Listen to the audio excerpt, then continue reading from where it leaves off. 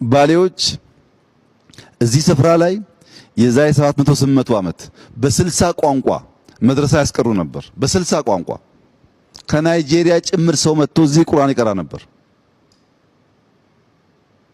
በኦሮምኛ በአማርኛ ሳይሆን በ60 ቋንቋ ያስተምሩ ነበር። እዚህ ቦታ ላይ ትላልቅ ዑለማዎች ሼኮች ነበሩ።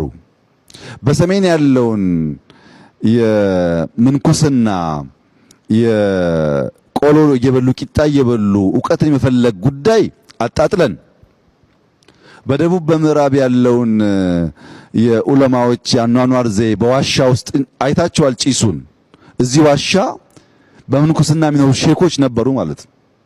ይሄንን ንቀን ራሳችንን ንቀን ማንን ልናከብር ነው የምንተጋው ነው? ብንፈልግም ባንፈልግም የታሪካችን አካል ነው። ይሄም ታሪካችን ነው፣ ያም ታሪካችን ነው።